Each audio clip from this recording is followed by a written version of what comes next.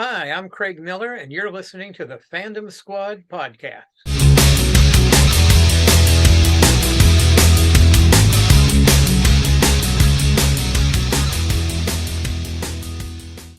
Hey everyone, this is going to be another episode of the Fandom Squad podcast. My awesome guest this week is Mr. Craig Miller. How's it going? Okay, doing just fine. Great, glad to have you. Like I said, thanks for coming on the show. My pleasure. Now, the first thing I wanted to ask you before we get into, your all your people may know you a lot from your work at Lucasfilms. How did you get into, the film business or the fan club business? How did that start for you? How did that all come about? Well, I grew up as a science fiction and comics fan, reading everything, watching the movies, going to conventions. And it was really kind of accidental. I got to know a fellow named Charlie Lippincott. Charlie was his title was Vice President of Star Wars Corporation. He was in charge of basically everything that wasn't making the movies. Charlie was in charge of publicity, advertising, licensing, merchandising, everything like that for Star Wars, which at that time was upcoming. It was in production.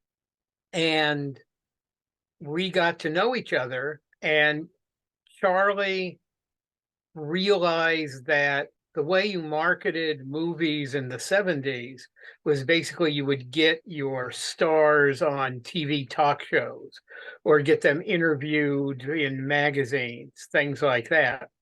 And there was no one in Star Wars who was going to get booked on The Tonight Show. They just weren't the kind of names. And science fiction was at today we forget because every other movie is either science fiction or superheroes. Yes. But back then, science fiction was thought of as stuff for kids. It wasn't thought of as serious. It wasn't thought of as, real movies. It was, so they were just not going to get booked onto that. And so he had to come up with ways to market Star Wars. And he came up with the idea. He knew that conventions existed. He knew that organized fandom existed, but he wasn't connected to it. He wasn't a fan himself. And I was, and he and I got to know each other, and I got brought on board in the 1976 as a consultant to help advise him on how to get involved with conventions and fanzines and bookstores and stuff. And he did the marketing, but I was the sort of guide into that world. And eventually I got hired full time to work at Lucasfilm on Star Wars, and then The Empire Strikes Back. That is amazing. So, like, you were a fan who got to actually live out, a fan's dream to be a part of the actual making process. Yeah, essentially, yeah. I was that proverbial kid in a candy store. Awesome. That is amazing. Now, what I want to get into as well. So, when did you get to actually like meet Lucas? Did you know about, American Graffiti and all his other Oh, works before oh, that, or? sure. I of course had seen American Graffiti. I was a big fan of THX 1138, George's first movie. Um, it was not a hugely successful film, in part for some of the reasons I liked it, which was it was real science fiction. Um, it wasn't where they stop and explain everything to you. They just dropped you into this dystopian world, and you had to pick it up and run with it. So I was a fan of George's previous two movies. I didn't know him before then, but I knew his two movies. So that was so I was looking forward to this. Awesome. So, so how was that for you, seeing this, this filmmaker that, that was a quintessentially a nobody from this one film that you all guys, just put your brains together, it just blow up into this, this thing that is in, Well, zeitgeist that everybody, not even sci-fi nerds, everybody knows what it is now. yeah, I mean, it was pretty amazing. Now, I was not involved with creating Star Wars. I mean, that I make no claim to that. I was involved with marketing Star Wars and then doing other things uh, Yes. going on. But I mean, it was amazing. It was, I got to read the script. It was great. I saw a lot of the artwork, Ralph McQuarrie artwork, a lot of photos, and got to meet a lot of the people involved. But I saw the movie, I don't know, 3 weeks or so before it came out at a screening at 20th Century Fox. And I was just, I think like everyone, I was just blown away from, the first Star Destroyer coming onto the screen. That in that, now iconic shot where it comes on screen and comes on screen and comes on screen. And, Oh it just yeah. bigger and bigger. And I was like, yeah, okay, they got me. This movie is it. Yeah, I think to the point, even I think they even parodied the scene in Spaceballs years Oh, and later. Spaceballs, and it became a thing for a while. There were a lot of movies, if not parodying it, at least using that kind of shot where we're under something as it goes past and it's big, and all that. It just really became iconic, not for Star Wars, but for filmmakers for a while. But it really said this is a science fiction world. I want to see this story. Yes. Now, so how different? I always wonder this because I've seen different pictures from both films. So how different were the sets, from the first movie to Strikes Back? Because I know a lot of times the first film was a lot of models, and then Strikes Back was a lot of on location, full, like your picture with with the Millennium Falcon was a lot more bigger scale. Well, the Falcon was never fully built for Star Wars, and a full Falcon was built for Empire. So in that way, you're right. But Star Wars still had, it didn't have the budget that Empire did, but it still had lots of big sets. Both films had a lot of matte paintings. Both films had a lot of opticals and models. We didn't have CGI back then. So everything had to be either a full-size set or a full-size set with a matte painting filling out, the imagery, um, or models. And that was just the way films were made back then. Yeah, and Star Wars took something that had existed. It wasn't invented for it, but it redeveloped it, the optical printer, to do those kinds of big combinations of shots where they would shoot, you know, an X-wing and then print, maybe shoot it 3 or 4 times, separate passes, and then um, put those together and print them on the optical printer. Now that's all done CGI. They don't build the model. They just rubber stamp essentially the same X-wing into different places on, when they're generating it. But it's all, part of the technology, part of the process. But you do get to do more, when you had a huge success, you have more money. So yeah, you do get to do things bigger. They couldn't have done the ice cave, for example, on the budget of Star Wars, but they did go on location to places like Tunisia. It's not the same, you know, different hardships than going to Norway and Finse for the exteriors of Hoth, but still, location work was done for both films, and big sets were built for both films.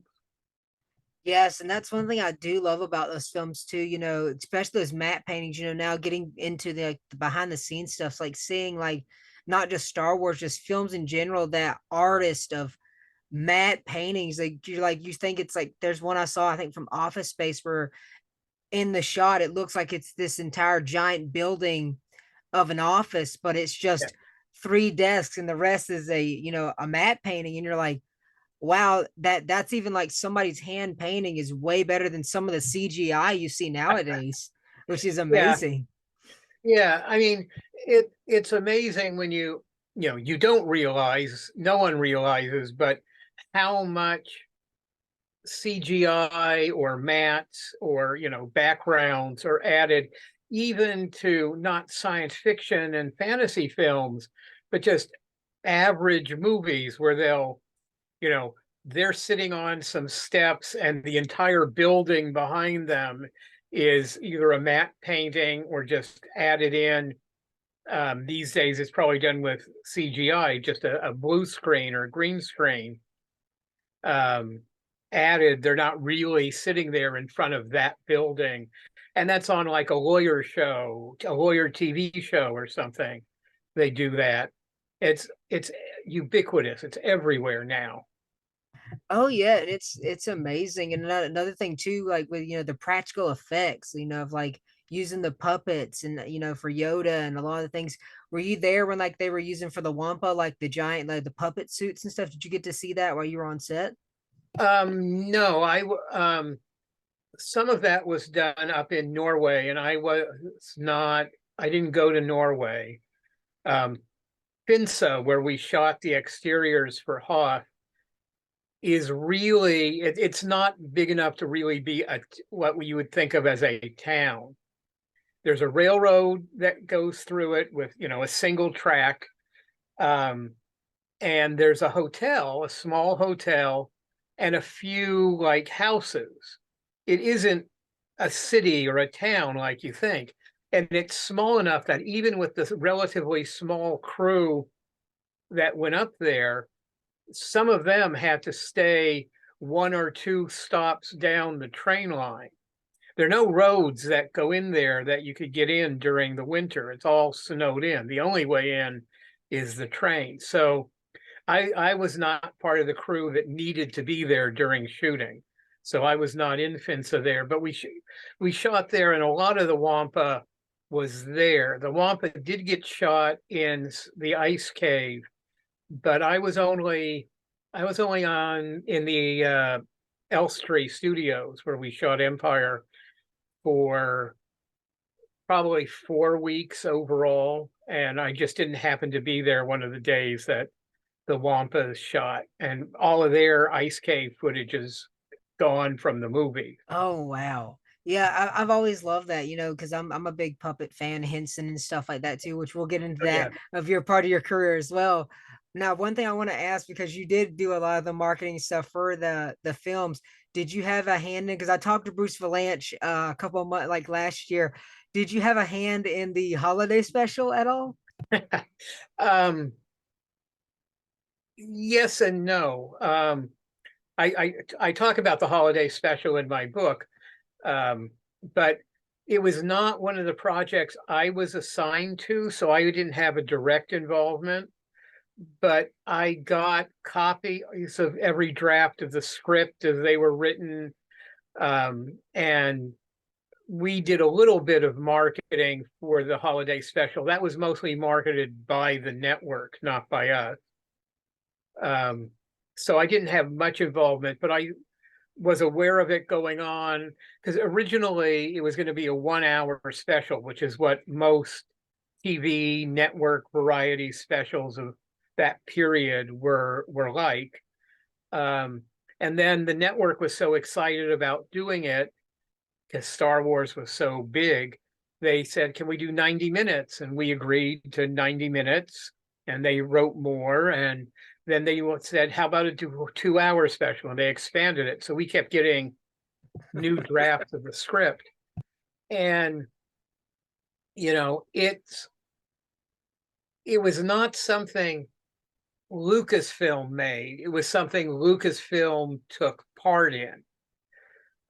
George came up with the story idea for the going to the Wookiee planet.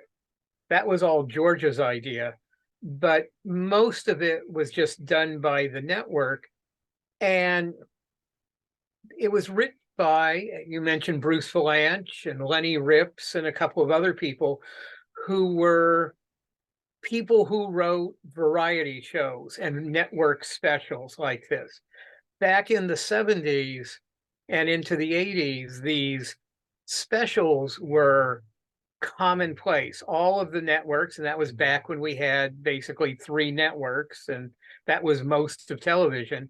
They would all do these kinds of specials that were mostly to show off the actors who were already in other shows on their network to get, publicity for them. And they were always like the Valentine's Day special or the Christmas special or something like that, or there'd be a Bob Hope special, and all of those things. And the guys who wrote the Star Wars Holiday Special wrote that. They were not science fiction fans. They were not Star Wars fans. They were just, it was like they'd been told, do things about Valentine's Day. So they were told, do things about Star Wars. But they really didn't know anything about it. So they saw the movie, they got some information, and they wrote the kinds of stuff they would write for any other special. Compared to the other network variety specials of the period, it really isn't terrible. If you were watching any of those back then, they were all they weren't great. Let's just say they weren't great. Bruce did one with Paul Lynde where it's basically a Halloween one with all the witches from like Witchy Poo and Wicked Witch from Wizard of Oz, and he talks about the horror stories and how that one turned out as well. Yeah, I mean, there were lots of them.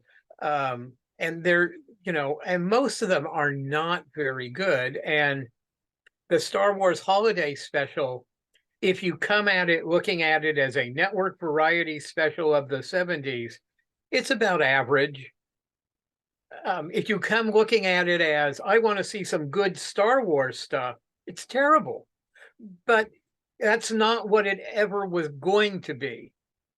Other than the Boba Fett animated segment, it was, which is a pretty straightforward Star Wars story.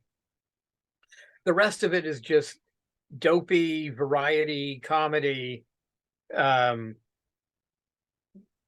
skits.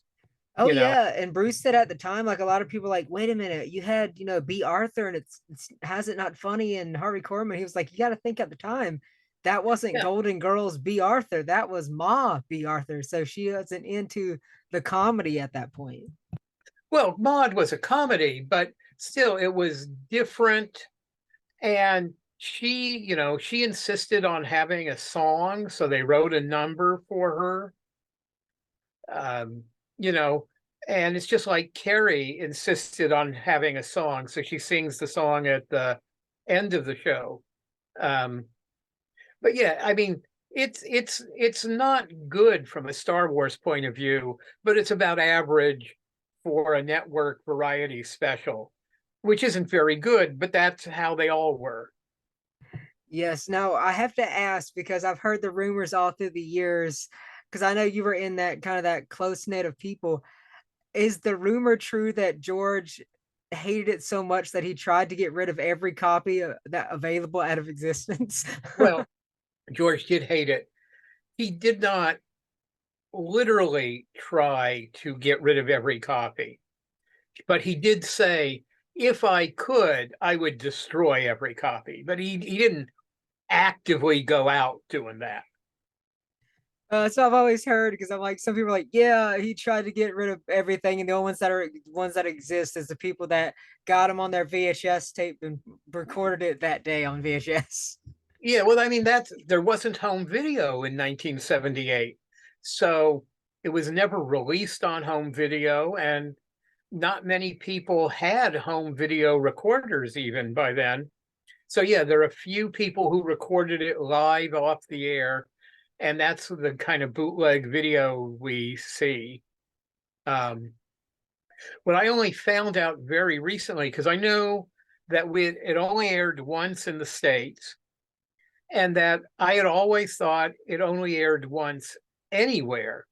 It turned out, as I say, recently was shown, it aired for 3 years once a year in Australia. Oh, wow. A fan down in Australia showed me the TV guide or the equivalent of TV guide listings for the different years. And there it is. You can see it in 78, 79, 80 in Australia. I don't know if it did that anywhere else, but in Australia, it ran for 3 years. Here, of course, it only ran once. Yeah, that's crazy. And it's one of the things now that I make a joke with my best friend who's a huge Star Wars fan too. And my fiance, I was like, okay, I'm getting her into it. And I said, so if you're gonna be a true fan, we're gonna have to watch the special. I'm gonna go ahead and tell you now, just to prepare yourself. I was like, and this is gonna be a tradition that we're gonna do every year on Christmas. I was like, most people watch the Christmas story, we're gonna watch the holiday special. And thanks Not to on Life Day, not on November 17th. I play it both times. I played on both Life Day and I played on Star Wars Day and for Christmas. So I told her, I was like, we have to do that. And it's funny. So I was like, with that, so I was like, we got to play it on that. You got to bear with me. And I'm so glad that somebody, I don't know, it's been a couple other people. There's a decently good quality version, as much as you can get, that somebody has uploaded on YouTube a couple years ago. Yeah. So I put that in rotation. So that's like saying my nephew, and I was like, hey, you're getting to Star Wars. I have to show you this piece before you find it yourself. I'm going to tell you right now, it's not great. But if you're going to call yourself a Star Wars fan, you have to watch this and know about this monstrosity. Yeah. Yeah. Which I always tell people too, because I told him too as well with Boba Fett. I said, Boba Fett, you love Boba Fett. This is where Boba Fett came from. If it wasn't for this special, we wouldn't have Boba Fett. Well, I don't know if that's quite true, but that is where he first uh appeared for most people. Oh yeah, I didn't know. Was there a? Did you know if there was a plan to for him to be in the movies later on besides Well, the? yeah, I mean, he was developed to be in the movies. Um, he was, again, all of these stories I'm telling you are in my book, Star Wars Memories. But Boba was originally going to be the main villain in the movie that turned into Return of the Jedi. It was, it ends, Empire ends with Boba taking Han and Carbonite off. And the third movie was going to be the um, the plan for the third movie was going to be fighting Boba Fett, getting Han back, unfreezing Han, and going from there. The redemption of Darth Vader and the overcoming of the Emperor was supposed to be the third trilogy. The 7, 8, and 9, or however you want to describe them. Yeah. But while we were making Empire, George decided he didn't want to keep making Star Wars movies. He was going to make one more movie after Empire and stop. And of course, he did for quite a while. But he was going to stop, which meant in order to conclude the story, he needed to move the main thread of the third the sequel trilogy into the last movie of the middle trilogy. So all that stuff with Darth Vader being, redeemed and overthrowing the Emperor, which was going to fill up 3 movies, now had to fill up 1 movie. And that meant there was no room for making Boba a big villain, being the big bad for that movie, which is why Boba goes from, he's this character who's got Han Solo at the end of Empire to almost a joke as he gets bumped into and knocked overboard in the first 10 minutes of Return. And because there was no room for him in the plot, so he had to be gotten rid of. But so Boba was originally going to be a much bigger character as developed. Later, he, gets free and he ends up as a character in the books and in other places. But his appearances in the movies were greatly truncated from the plan. Oh wow, yeah. Like I said, for everybody who, like I said, get your book. It's amazing so far. Like I said, the I've read and just the stories that you're telling from now, it's an amazing read. Here's my book. Awesome, thank you, thank you. Now I wanted to ask you too with that. Now I know you did a lot of the marketing. Did you have anything to do with, like the partnership with Kenner with all the toys and things that were going on? So Charlie Lippincott, who I mentioned earlier, made the deal with Kenner for the toys. And of course, it was Kenner originally, before Hasbro acquired them. Yes. But yeah, he made a deal with Kenner. A lot of toy companies were completely uninterested. Licensing was not big before Star Wars. Licensing goes back to Dickens, although a lot of the Dickens licensing, I say licensing, but it was mostly bootleg merchandise based off of Dickens novels. But it goes back a long way. And of course, Disney had made a lot of money off of merchandising Mickey Mouse and his other cartoon characters. But licensing was not big. There was some Star Trek licensing. It was not big money. It was sort of like, oh, yeah, we'll make a little bit of money off of that, but, nothing we worry about. Star Wars was the first big thing. And mostly they wanted to license TV shows and not movies, because movies back then would go into a theater, play for a couple weeks, and be gone. There was nothing supporting the merchandise. TV shows were on for as many as 39 weeks. Oh, today shows were getting orders for TV shows 12, 13, sometimes even as few as 8. Originally, TV, they would do 39 episodes in a season, and then it went down to like 22. But that TV show was on every week, reinforcing the licensing, or reinforcing people wanting to buy the toys or whatever. So movies weren't big for licensing, and licensing in general wasn't big. So it was hard to make those sales. But Charlie convinced Kenner, and they made the deal. They just weren't prepared for the desire for toys. And that's why toys from Star Wars, that's why there weren't toys available immediately. They weren't going to have toys available immediately no matter what. And when it became so big, there was no way to meet the need. Plus, no one has ever admitted this to me, but the impression I got from the people at Kenner at the time was they were worried, because they were big on the Bionic toys, $6 Million Man, Bionic Woman.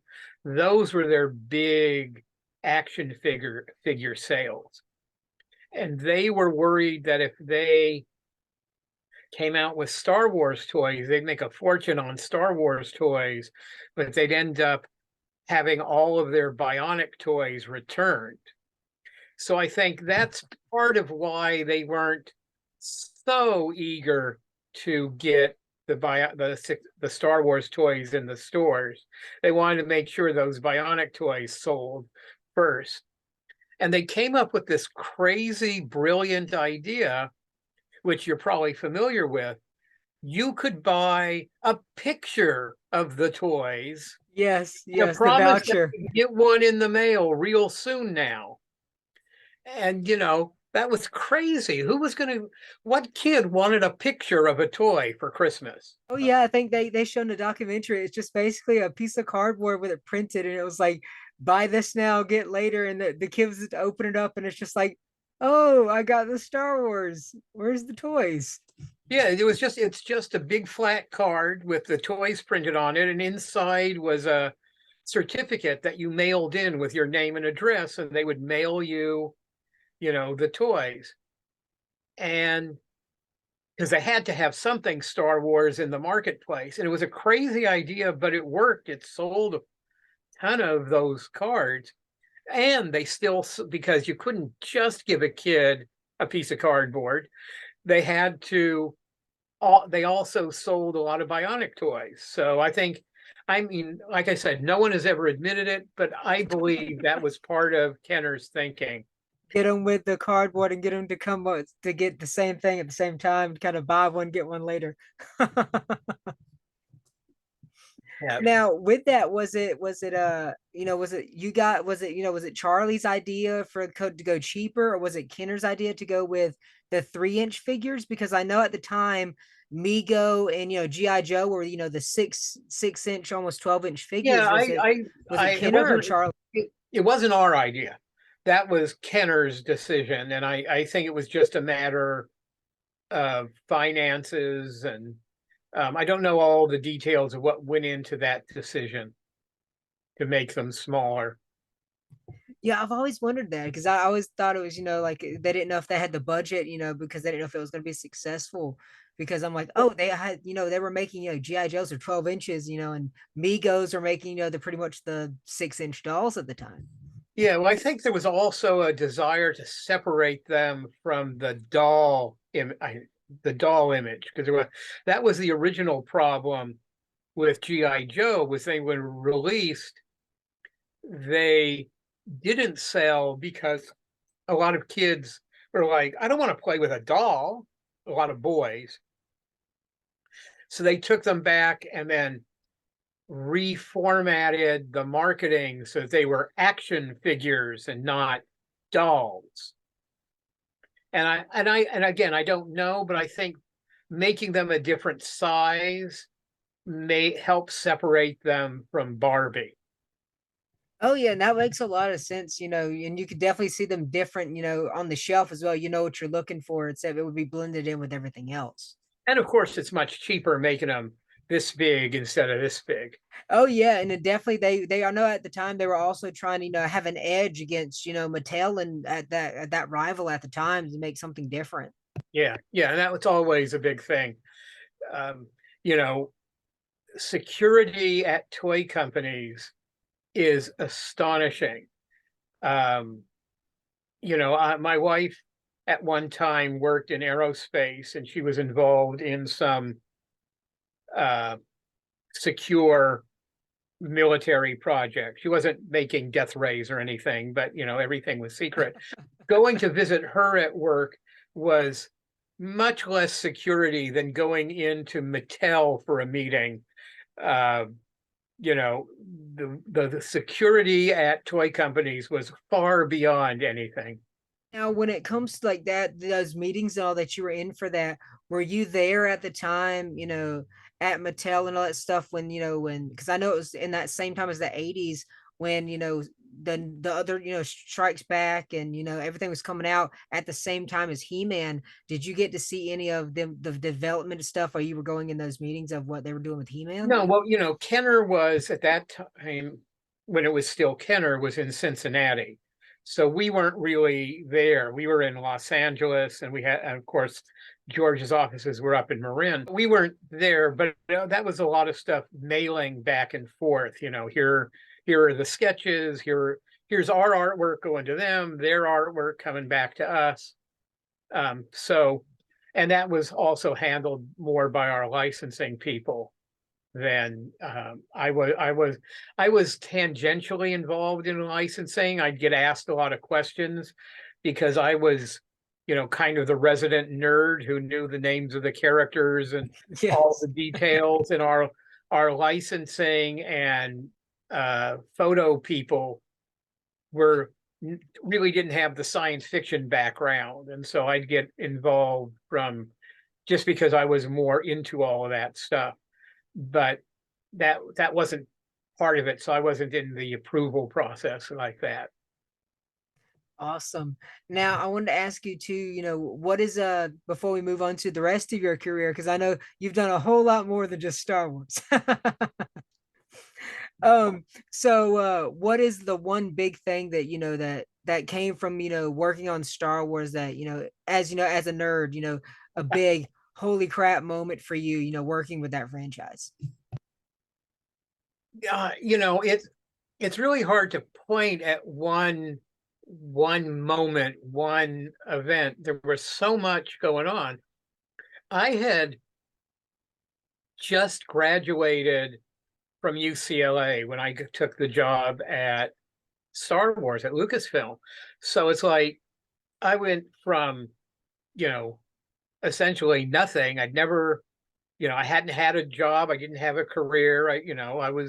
Had been a college and I had, part-time jobs like everybody, but no real jobs. Um, and then suddenly I'm there. And today, you know, movie companies and Lucasfilm as well are much bigger and everything's very compartmentalized. And, your job is this little tiny widget of stuff you're responsible for. And back then, when I was there, we were a comparatively tiny company, you know. So everyone got involved with everything. I was originally hired, my title was Director of Fan Relations as part of the publicity department. And I was in charge of stuff involving conventions and clubs and the, comic book and science fiction bookstores. And I hired a staff and took charge of replying to all the fan mail. And we processed all the fan mail and did that. And I created and ran the official Star Wars fan club and wrote all the issues of Bantha Track. And all that was part of being director of fan relations. But my job quickly expanded into, all kinds of areas related to publicity. And beyond that, I wrote press releases. I wrote the press kit for Empire Strikes Back. I became producer for Lucasfilm on things like episodes of Sesame Street, where we had R2D2 and C3PO as guest stars, and I was approving the scripts and I was operating R2D2 on, for the show. And I did a lot of commercials and appearances and stuff with R2. And so my area of responsibility, area of operations kept getting broader and more diverse. And I ended up spending in aggregate about 4 weeks at Elstree during production, um, you know, uh, watching what was going on, meeting everybody, doing interviews, all kinds of things. So there's just so many moments that were astonishing and surprising and rewarding. And again, as a lifelong science fiction and comic book fan, it was like just unreal. The cover of my book is me standing in front of the Millennium Falcon in the ice cave. It was just amazing. Just the world was suddenly completely different. And I would spend time with George Lucas and Gary Kurtz and Mark and Carrie and Harrison. And I'd go out to lunch with Mark or Harrison and just all kinds of things. So the world was like a big difference from UCLA. That is so cool. Now, somebody too that with the fan clubs, is that how you met Dan Masden as well through the fan clubs? Well, I met Dan many years later. I actually met Dan face to face last year at Star Wars Celebration when it was in Anaheim.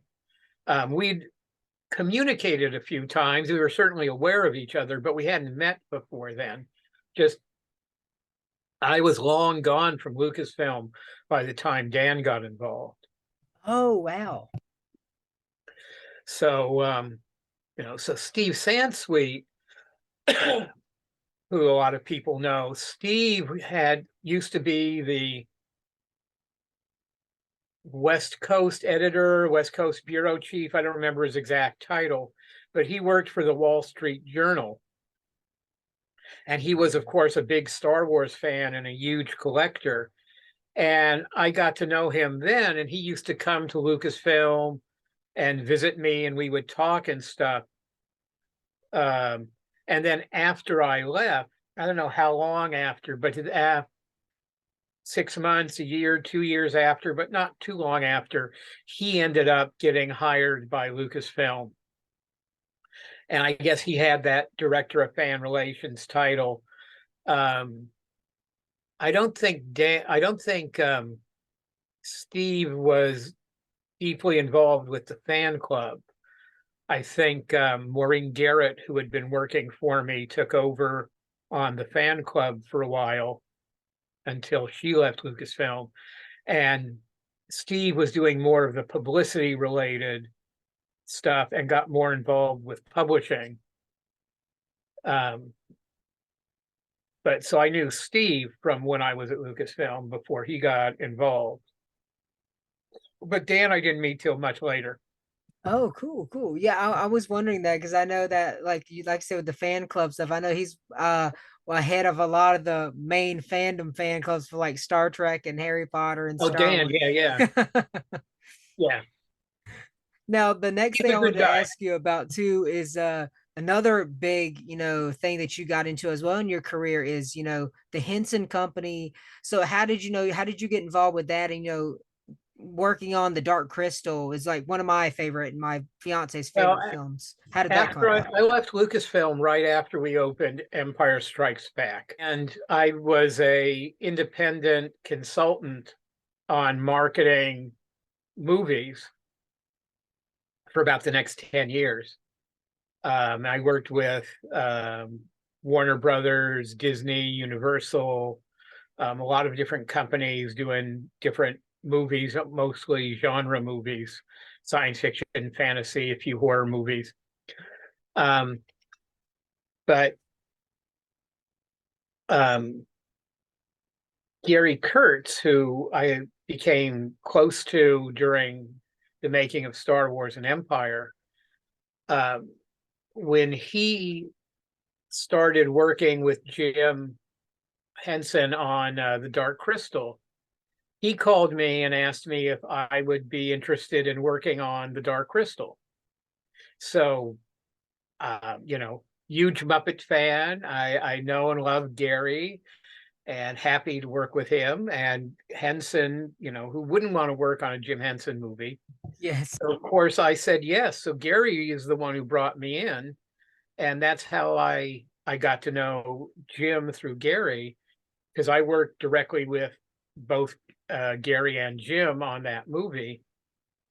And of course, all the other people working on it. And um, Dark Crystal ended up being a Universal movie. And so I got involved with all the people at Universal. But that's how I got brought in there. And getting to know Jim, Jim then asked me to stay on with him and work on as a consultant on The Muppets Take Manhattan. So I was involved on both those films. And and it was great. Jim was terrific. He was absolutely the nicest guy you could ever know. Um, and they were great experiences. They were a lot of fun. That is awesome. Yeah, I've always heard all good things about him. We have a Henson here, and we have a Henson exhibit here in our puppetry museum here in Atlanta, and is Uh-huh. phenomenal. And they have a lot of the puppets and stuff. Like they have a giant the critter creature from Dark Crystal here. And they had at one point when we went, they had the giant Skeksis and the Mystic. And just Oh seeing yeah. those puppets, you're like, oh, it's got to be, you're thinking it's like, oh, it's stop motion, but then you go and you see, you're like, oh wow, these are bigger than human beings. These things are life-size things that you're seeing on Yeah, these yeah. films. I don't know that there's any stop motion in the Dark Crystal. I think it's all puppet. Um, but yeah, in fact, we did a number of displays at conventions with um, some of those puppets and when we were marketing the movie at the World Science Fiction Convention in Baltimore in '83, and I guess in Denver in '82. We did big displays of those puppets. Now, did you get to, well, now I know with, like you said, you were on some of the filming with, Empire Strikes Back. Did you get to go on the filming sets of any of that movie or of, Oh yeah, on both Dark Crystal and Muppets Take Manhattan, I spent time.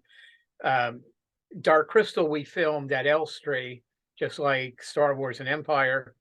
Muppets Take Manhattan was filmed in Manhattan, and so I was the state. I don't remember the name of the studio we used in Manhattan, but I was there as well. now with those two, because they cross over in a little bit. Did you work with Frank Oz in both projects, and did he remember you from from Star Wars when you worked with them with the Muppets? Well, I didn't spend any time with Frank during Empire, um, but I did spend a little bit of time with him on Dark Crystal and Muppets Take Manhattan. Awesome. Did you guys, were you guys able to talk stories of of Star Wars when you got to meet each other? Well, not a lot. I mean, when you're making a movie, I didn't have a lot of social time with Frank, so you're making a movie. You don't say, yeah, you remember that day when we shot this. Um, Jim, I had a lot more social occasions with. Um, not as much with Frank. So we, talking to both him and George, how was that, the different dynamics of both those two separate, Oh, creative brains, yeah, they're how was the difference between those two creative heads? very, very different people. George is very quiet, very withdrawn. He isn't chatty. He isn't someone you just hang out with. George, you have conversations about something. You know, you um he's just not that kind of guy, especially I mean, I'm not his close friend. We were friendly, we had pleasant conversations, and there would be, funny moments and stuff, but it wasn't, hey, I just heard this story about, three guys walk into a bar. That isn't George. Yeah. Um, um, and I know you told me before we started that you're reading my book. You'll find a place where I told George a joke in the book, where I came up with a title for the third movie. But and he laughed and everything was fine and we had an amusing conversation. But that, he's not that chatty kind of guy. Jim is a lot easier going, much softer and nicer. Um, Nicer is not, well, he is nicer, but I mean, it's not that George isn't nice. He's just not that kind of. Frank is much more open. He's much more of a people person Like a than more George. bubbly personality. Yeah, absolutely. Absolutely. Awesome. And because I've heard a lot of things too with Jim that he was definitely a Muppet as a person. Yeah, in some ways, he was outgoing. He was someone you really wanted to spend time with. George was fascinating, and spending time with George was always interesting, but he wasn't a hangout kind of guy. Awesome, awesome. Now with Jim and them, did you see, like them creating certain things for these, these as or was it on the fly or was it kind of they already had it like a Bible already put together? Was it kind of like changing things as the moments Well, happened? by the time I got involved, the movies were written, so they weren't in development. So I wasn't there for that. Um, Stuff is always going on where how does this look coming, working out new scenes, changing things around, changing dialogue, or suddenly the puppet, especially in things like Dark Crystal, doesn't work. Um, it's like R2 in Star Wars. Shots of Star Wars are very short, shots of R2 in Star Wars are very short because he rarely was able to move in a straight line very long. You know, if you got him 3 feet, that was probably as far as he was going to go. He would either stop or veer off to the side or just fall over. You know, so things don't work, and so you have to come up with new ways to do things other than you were planning. So that's certainly always going on, especially when you're working with mechanical stuff. It was too early to be working with electronic stuff, you Now know. with that, I just thought about that too. Now with that, so how like different scenes, which ones was it actual like a robot for R2 and which one was Kenny Baker? Well, it's hard, you know, in some ways it's hard to know. Usually you could tell when Kenny was inside, because this is something later I think people wouldn't do because it would be too obvious. But back then people didn't have home video, you couldn't stop and examine things. The versions of R2 that Kenny is in, there's this little corrugated hosing, like I think of it as like washing machine hosing or vacuum cleaner, you know, hosing that's corrugated so it's bendable. There's some of those, there's two of those coming down going into the legs of R2. And that's because Kenny needed someplace to put his legs. But the actual um uh radio controlled R2s or the empty R2s, because some of them were just empty. They didn't have RC in them, and they were just, if they moved, they were being pulled on wires. But those didn't have those corrugated hoses. Wow, I never noticed. Yeah, I have to go back and look at that. I never noticed. That's something definitely like being the, the review critical nerd. I have to go back and like, okay, there's Kenny's legs. Yeah, and most people don't notice, especially, you know, if the movie's going on, that's not what you're paying, excuse me, that's not what you're paying attention to. So most people don't notice. But if you look carefully, you could see the difference. Now, how was that, going from something like that with like simple with the legs to seeing, with Henson, how their puppetry with the full body, that whole other factor of seeing people in these suits and all the things like that? Well, you know, everything is interesting and fascinating. When I was a teenager, I was on the set for one of the Planet of the Apes movies. So those aren't puppets, but those were full character, you know, costumes and stuff. And, you know, it's just, that's how it's being done. So, you know, it's amazing to look at and see it, and then seeing when we are filming, then you get to see dailies and you see how it looks on camera, because sometimes it doesn't look real in real life, but on camera with the lighting and the angles, then suddenly it seems real. Oh yeah, like in the museum, I didn't never know this. Like the little characters that are the horses that they're riding on the backs, it was literally like an actor on all fours with hands and feet on stilts, and you're like, whoa, oh my gosh, how did you not get hurt? Or how did you, just as a creature actor? And then I think the big bug character, they had like three people who were, on each other's shoulders to make it like 10 foot tall, which is Yeah, the Gartham. crazy. Yeah, it was Yeah. seeing that, the behind the scenes of wow, how they contorted the people, the So I can tell performers. you that there, even just with the regular Muppets, which are essentially hand puppets and rod puppets, there's a lot of physical therapy and massages and that sort of thing, just for the muscle strain of doing that. Because the Muppets in particular are all done from raised stages. So everyone is up like this all the time. Oh, that's gotta hurt your shoulders after a couple Yeah. hours. Yeah.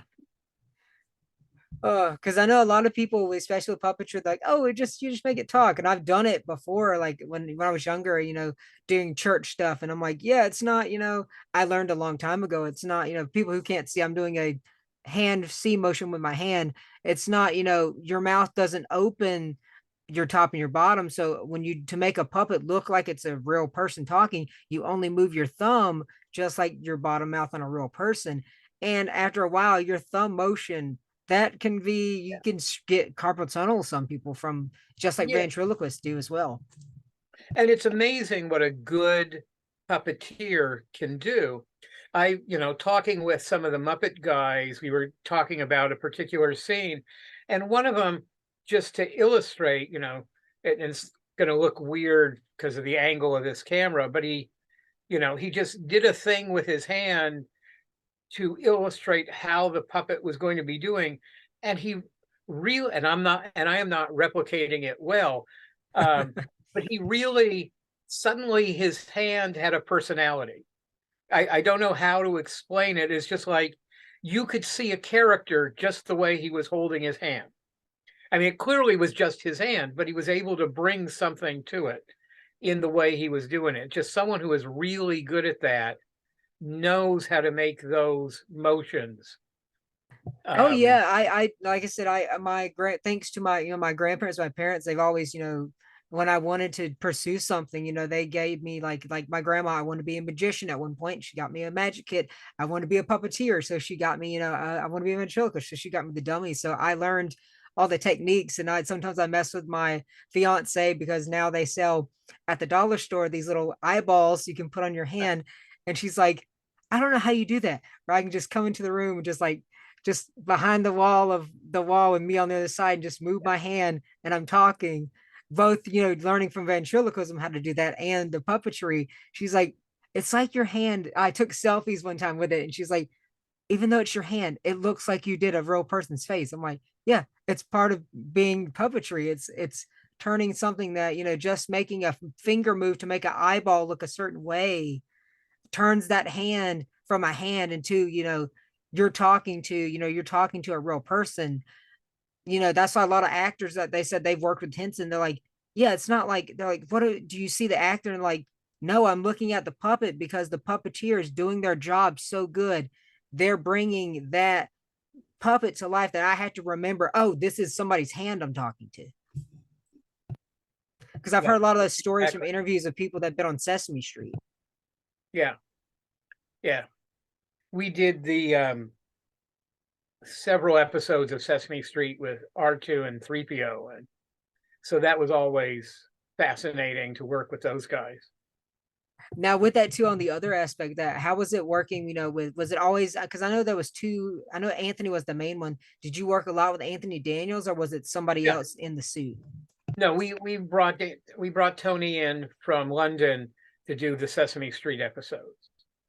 Oh, So, awesome! Because I know a lot of times I have a buddy named John Davy. He works a lot of creature and stuff for Doctor Who, and he said that they have brung him in a couple times, to do yeah, C3PO and a couple other characters when they can't get Anthony. yeah, when Tony's not available, and it always depends what it is. Some like department store appearances, even back in the 70s, we would have some other people just as we be in the C3PO costume, um, just as we did with um, Bryce Eller as Darth Vader, doing all those appearances in the 70s and early 80s. Even Bryce is the one, that famous Factors poster of Darth Vader, the big poster that was on sale in the 70s with Yes. Darth Oh, Vader that's a holding. holy grail piece. Yeah, well, that's not Dave Prowse. That's Oh, wow. Bryce Eller, our appearance uh, Darth Vader. And of course, it isn't Dave in the suit all the time, even in the movies. Bob Anderson, in any of the sword fighting scenes, is in the Darth Vader costume. The laser, the lightsaber duels. Oh wow, yeah. I always thought it was him doing that too. That's crazy because they're like, and I know sometimes I know you can tell with the actor sometimes because he was so tall that it's a little bit different. Yeah, I never knew that he was somebody different for the sword fights. Yeah, And but no, but for Sesame Street, most of the TV appearances like that, we would bring Tony in to do them. But there are people who do them, and of course now with all of the TV shows and stuff, there's a lot of people. And they're not. It's not really C3PO. It's just other droids in a lot of the movies, and and a lot of different droids, and some are C3PO style droids, and there's a lot of actors who are doing that.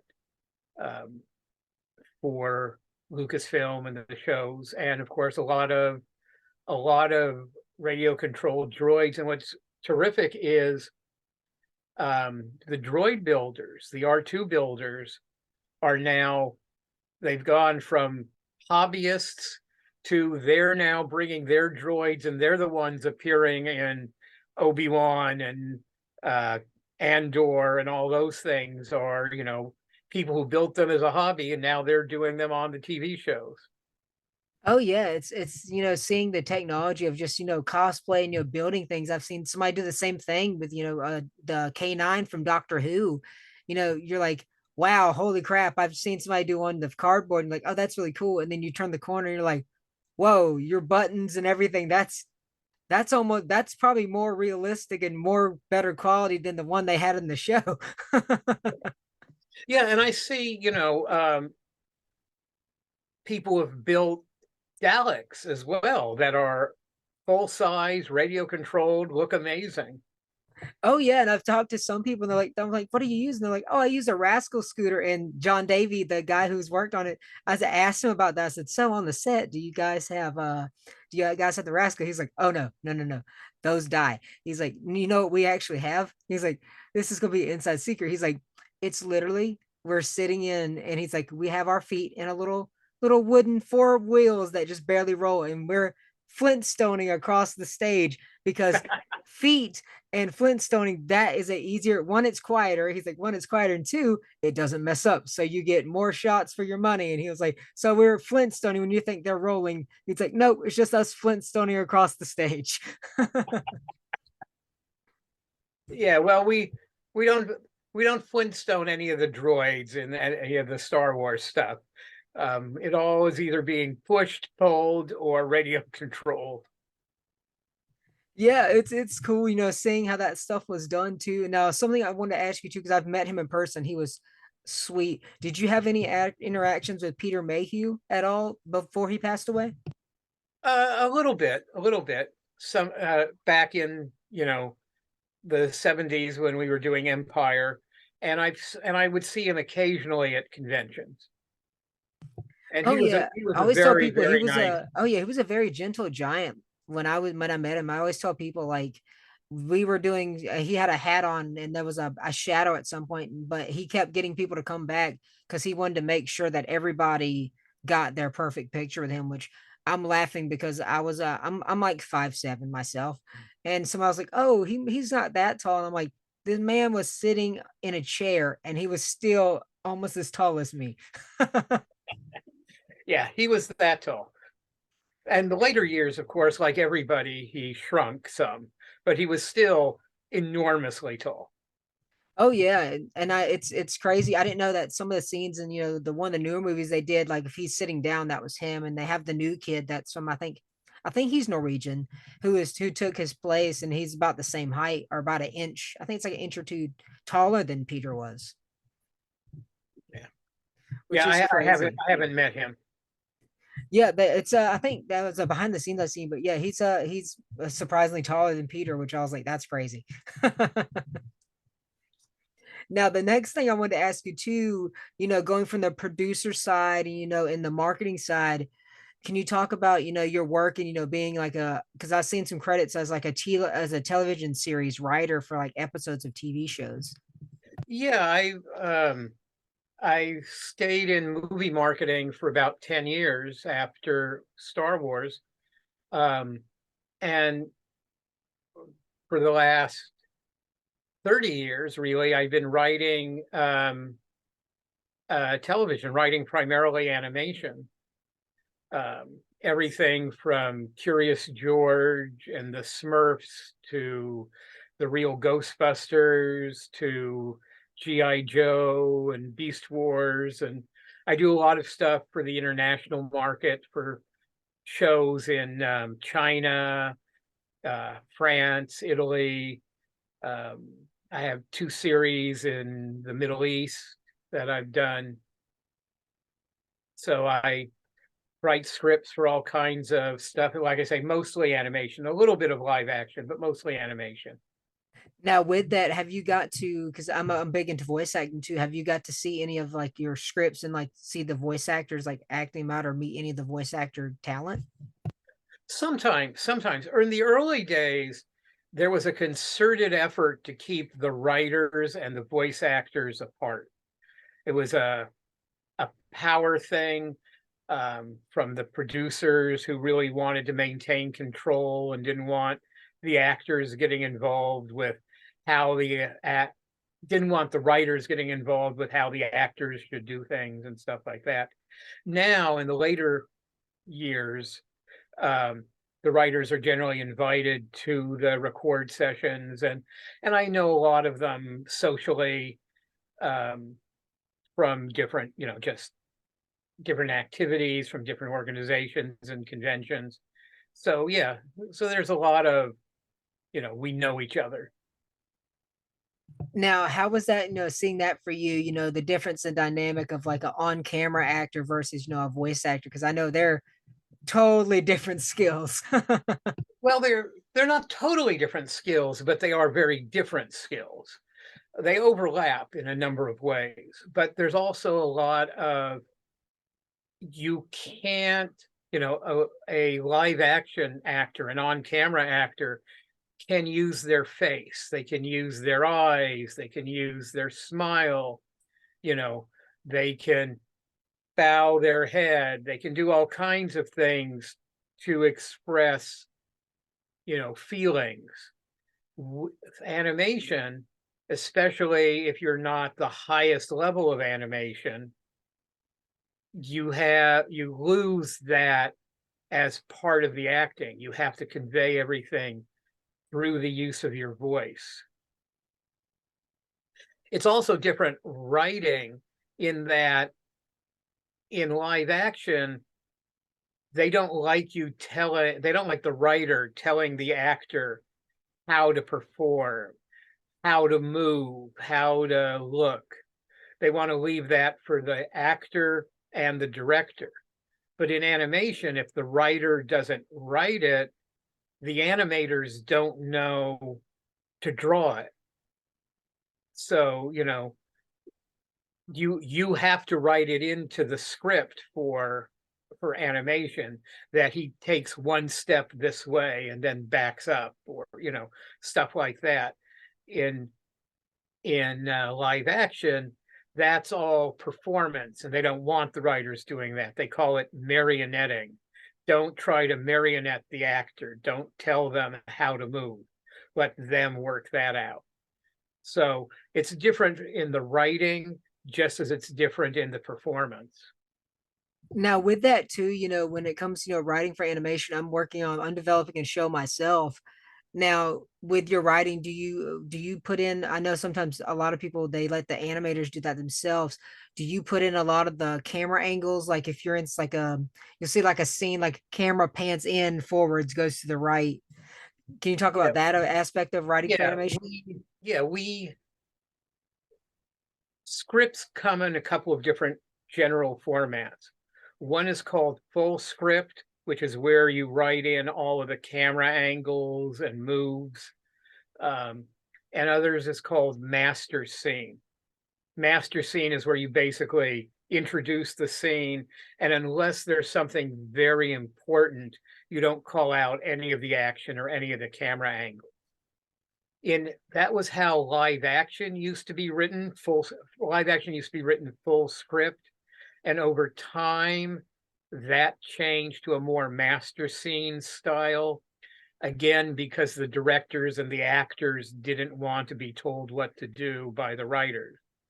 um, Animation, long after it was no longer the style in live action.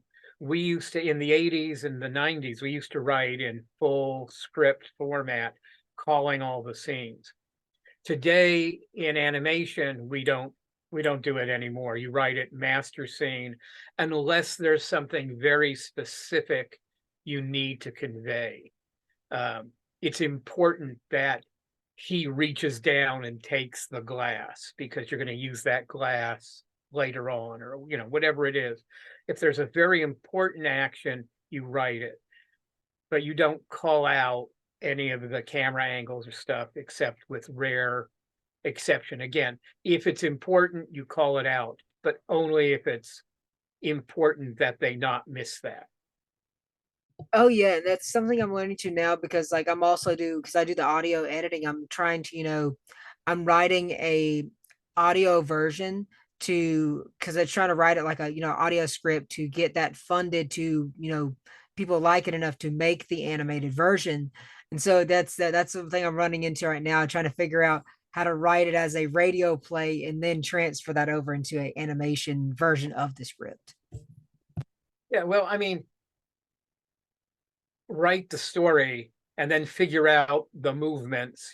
Obviously radio needs more narration generally because you can't depend on the viewer's eyes to tell them what room they're in or where they are. So you need that narration for setup. You sometimes need narration for action. Anything that's visual, live action or animation, a lot of that goes away because you're going to see it. So you don't need to tell the audience. Oh Just yeah, like, like one scene I'm working on now that I had to, take like you're saying that because I originally had a visual in my head before I had to turn it into an audio. There's a scene where I don't want to give too much away where the guy is bringing in coffee and the boss doesn't like it and he literally takes the thing and slams the entire coffee against the wall and it slams into the trash can perfectly, but still gets everywhere. So I had to figure out how to narrate that in a way where it wasn't too convoluted, where you get the what you would see without any words, putting that in a way where you could hear what was going on. yeah, I mean, there you need something like, wow, it hit the wall and it still fell into the trash can. You need someone to say that because there's no way to convey it, you know, orally with sound effects. Yeah, and so that's one thing I had to change too, because then originally in the original animation, just see it and then a sound effect of slamming against it. So the audio, it's got to add a little something different. So I could see that different dynamic of having to change your script from doing the different things. Yeah, because it's like a lot of people will write a script and say, George is thinking that this guy can't be honest. Well, that's nice. It's good for the actor to know that, but the audience doesn't know what your character is thinking. You have to have an expression on his face at the very least. You have to have him say something. If it's not spoken, the audience isn't going to know. The actor thinks, that no one knows what the actor is thinking. No one knows what the character is thinking unless someone says it or you have voiceover narration. Yes. Now, the one last thing I want to ask you too as well, before we get to the other geek stuff in the show that I always ask everybody. So, with your writing, how was that different from script writing and all that going into book writing as an author? How was what was the process and how was that different from the two different types? Well, obviously script writing, they overlap, I guess. Storytelling is storytelling is storytelling.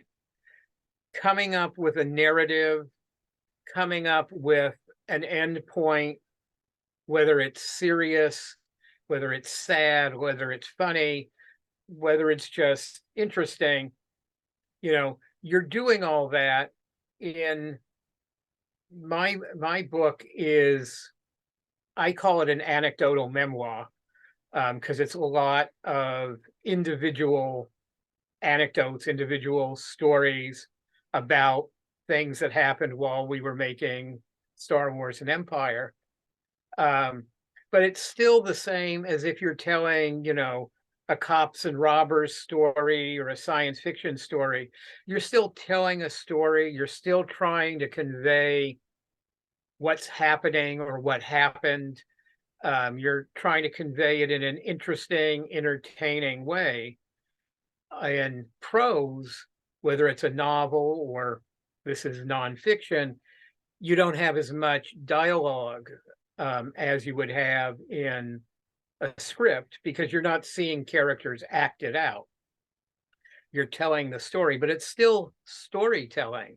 You're still trying to bring your reader in a way so that they are enjoying and feeling whatever emotion you're trying to convey with it, with whatever you're telling. And I think in that sense, it's just getting your head into storytelling.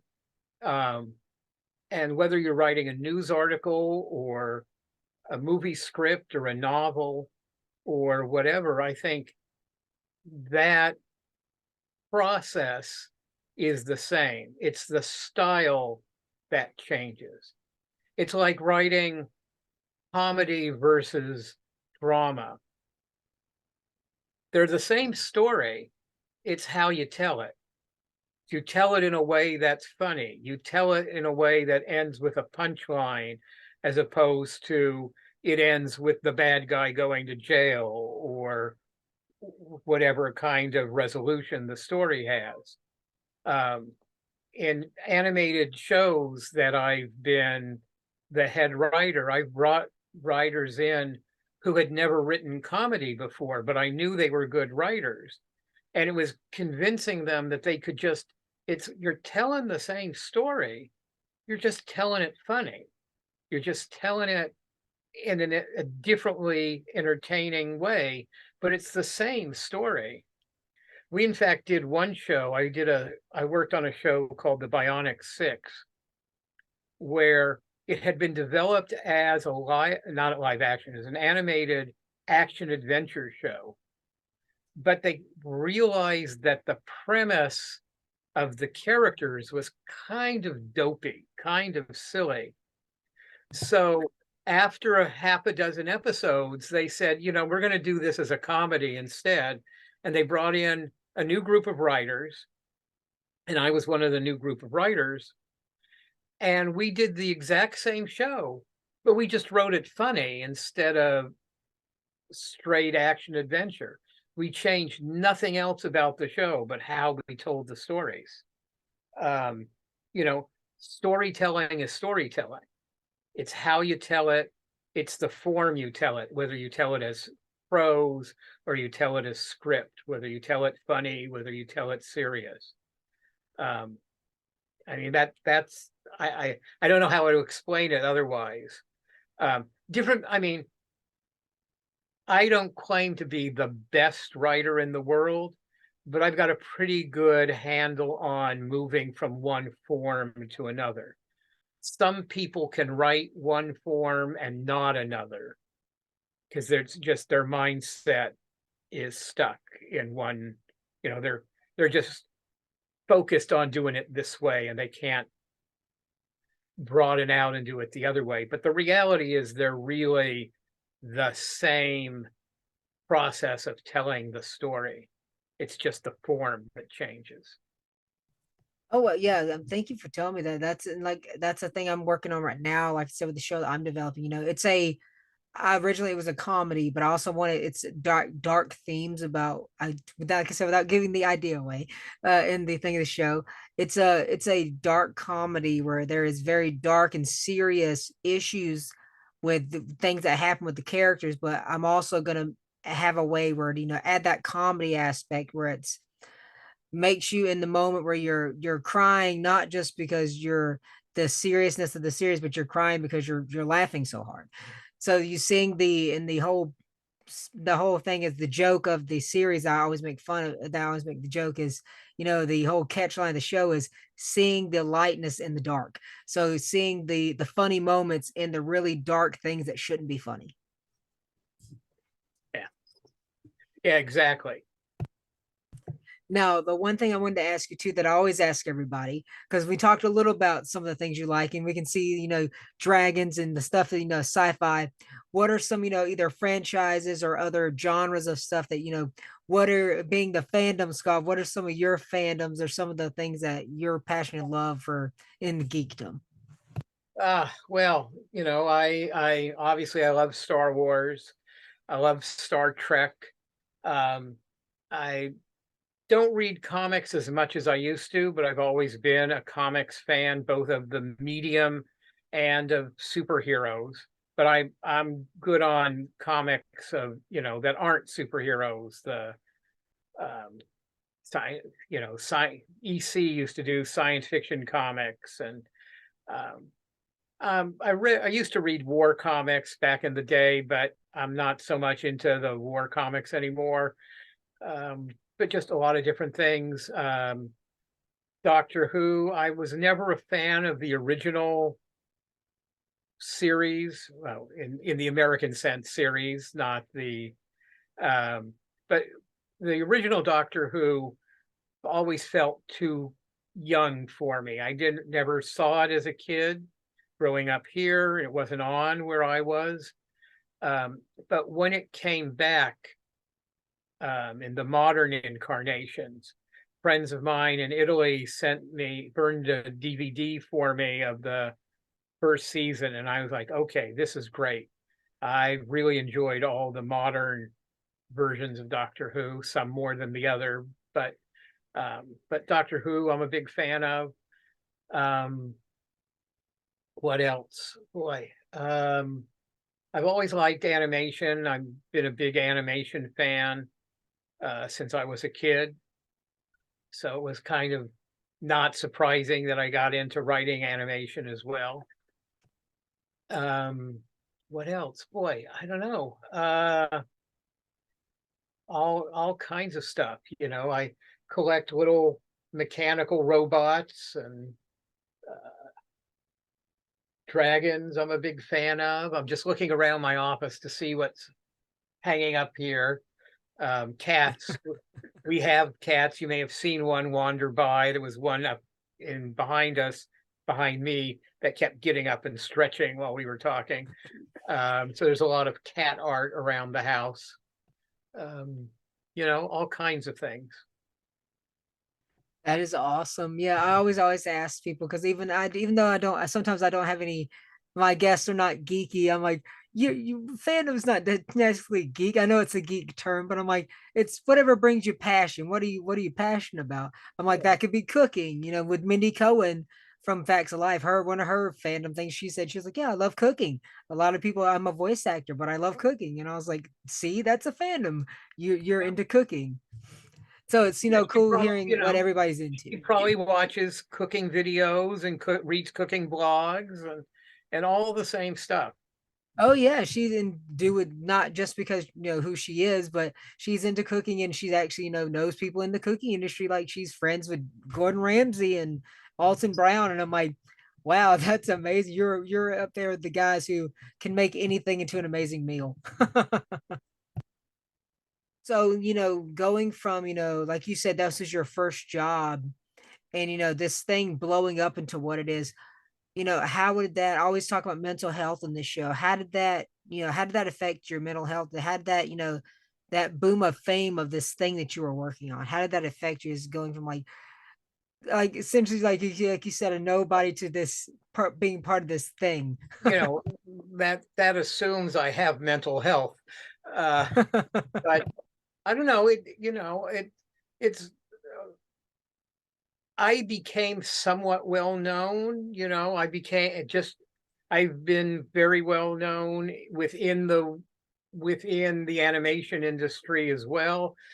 But with Star Wars and the movies I worked on, those were always fandoms about things I was involved in. They weren't fandoms about I didn't make those movies. I wasn't the star of those movies. Those weren't fandoms about me.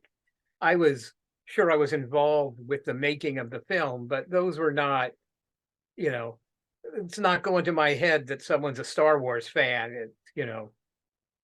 And animation, um, it's not, again, it's nice having people know who you are and having friends, but you know, actors get all the acclaim and accolades. You were the third guy from the left in a costume with your head covered, and people are flying you to conventions and paying for your autograph and that sort of thing. Um, Writers, they don't do the same thing for, people are crazy about the voice actors in shows where I've written, the scripts for them, but they don't care that I've written the scripts for them. They were like, oh, that's nice. Oh, there's that guy who was on that, who did that voice on that episode. It doesn't go to your head. um Actors, I have friends who are actors, and it's a lot harder because both the accolades you get, people are in love with the character you play, and there's a lot of rejection in acting. And I tell friends who want to become actors, be it voice actors or on camera, because when someone turns down a project of mine, they're responding a little bit to me, but mostly to the material. With an actor, it's a lot, it at least feels a lot more personal. You're not tall enough, you're not pretty enough, you're not ethnic enough, you're not this enough, you're not a good enough actor, et cetera, et cetera. That takes a lot thicker skin, just like the accolades are a lot bigger and more personal. Oh, you're so wonderful. Writers, we don't get that. And certainly publicists, we don't get that. Um, you don't get that kind of acclaim. So that's not where my mental health goes bad or goes good. Like I said, thank you. Like I said, I've always, that side of the thing, and how the different aspects, and that's also why I do the show too, to bring people like you, who work on these amazing things and don't get the credit or get the, hey, look at, you did these cool things. I bring you on people like to get you the the, what is the word I'm looking for, uh get you that recognition, or people are like, hey, check this, get your book, check this out, this is some cool stories. Like, you might not know him, but you know the things he's worked on. And that's one thing I love, that I'm proud about the show, is bringing people like you, or like the guy, the John Davy from Doctor Who. Everybody knows the Cybermen and the Dalek and every character he's played, but they don't know the guy behind the Yeah, makeup and behind the mask. And I'm like, I like bringing those people in, like him and like yourself, to tell these yeah, stories of on set that you wouldn't be able to get, other from any other people who weren't on the set at the time. yeah, yeah. Well, um, and I appreciate it. I'm sure he did as well, and I'm sure your audience appreciates it. We like, everyone likes talking about what they've done and what they've been involved with. It's always kind of fun. And that's why I wrote my book, which I hope your audience will buy and read and enjoy. I've been very fortunate that the reviews have been pretty much uniformly very positive. So it's actually surprising, because these days on the internet, everyone's, there's always someone who wants to hate everything. So I've been very fortunate. The reviews have been really good, and always happy to talk about Star Wars. Awesome. Yes. And like I said, thank you for coming on and everything. And it's an honor to have you, just, it's glad. And like I said, getting your book, like I know with getting the signature book, that was so cool for me. When it came in the mail, I was so excited to get it. And I was like, I'm ready to read it. And then I was like, oh yeah, the note. Thank you so much for adding the little note. That was so cool. Well, I'm happy to.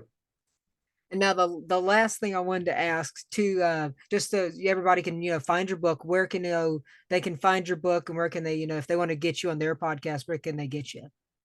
Okay, well, my book is available on Amazon. It's available from barnesandnoble.com. It's available from walmart.com.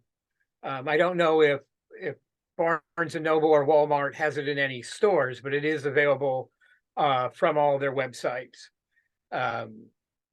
And if people want a signed copy, they can contact me directly and I will sell them a copy and autograph it for no extra charge. And they can find me. The easiest way to find me is on Facebook. I'm also on, I have Twitter and Instagram accounts, but I'm not on there very often, not posting there very often, although I see everything that gets sent to me. But Facebook is the easiest way to find me. Awesome, awesome. And for like any business inquiries, there any emails or anything that people can reach you for business inquiries or? Yeah, they can reach me at Craig@wolfmill.com. WOLFMILL. All righty. Go check out the book and everything. Like I said, I can tell from, from what I've read and what my nephew checked out when he found the car, it's an amazing book and amazing stories. As you've heard for some of the little sneak peek of some of the stories on this podcast today, go and get the book to get more stories just like those. And like I said, thanks again, Craig, for coming on the show. All right, everyone, that's going to be another episode of the Phantom Squad podcast. Would you like to share our outro? We always say, enjoy the madness. Enjoy the madness.